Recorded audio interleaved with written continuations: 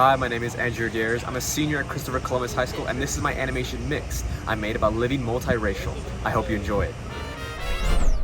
Shortcuts. Animation.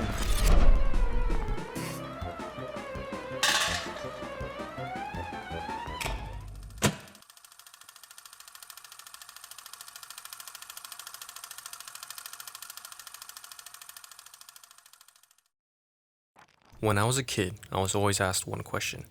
I must have been in kindergarten when people around me would ask me if I was Chinese, Japanese, or Korean. It didn't really bother me, but it definitely would always bother them when I reply, I was born in the United States. That wasn't the answer they were looking for, but it was the truth. I wasn't lying.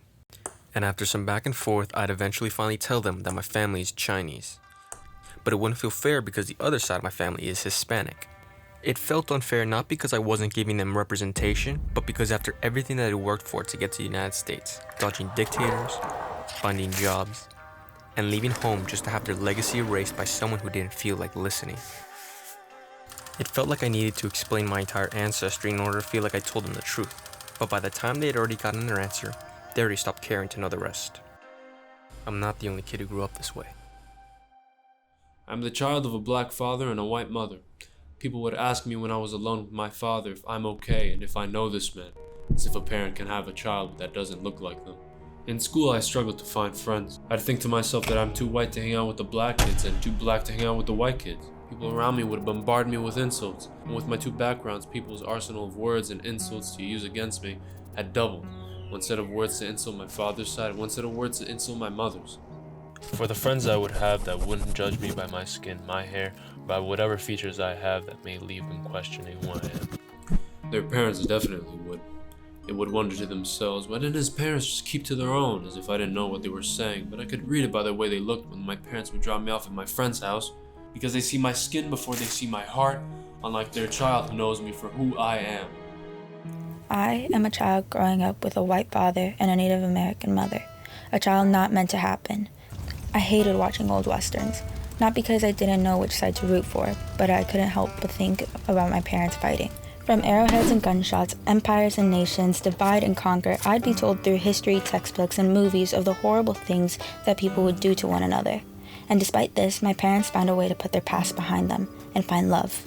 Like a rainbow after rain, or a beautiful flower blossoming in the spring after a depressing winter, they found a way to make it work. People would say that my ancestors are rolling in their graves, but I think they're wrong. I think they're so wrong. In fact, I'm sure they're proud. They're proud because they found peace, something which they couldn't find themselves. Do not tell me hate is stronger than love. We think we are alone, but in reality, we are not. We are spread throughout the world, connected through our experiences across mountains, seas, and borders. We may not be connected through our ancestors, but through our stories we tell of our families, all leading up to the person you see in front of you. Our family stories are like the rain hitting a sapling, traveling down every leaf, down to the branch, onto the trunk, into the roots where we are today. The world becomes a big metropolitan zoo, with others looking in on us, throwing peanuts, commenting how we look, comments like how we are exotic like we are rare, like we are pets, like we're meant to do cool tricks, and if we do what we're told, we be given treats. But the only characteristic we share in common with that of a zoo animal is that of a lion. We are proud of who we are. But all of this is just what we are told. And if those words that others tell you penetrate into your mind and you no longer see anything beautiful within you, look from a new perspective, a perspective which puts you in the light, one which doesn't discriminate or tell us who we should be. Find a new perspective no matter what, because we have been told we have been the best of both worlds. Because maybe we're subject of jokes among your friends. Maybe you had difficulty filling out forms which asked you for your race, which only allowed you to pick one.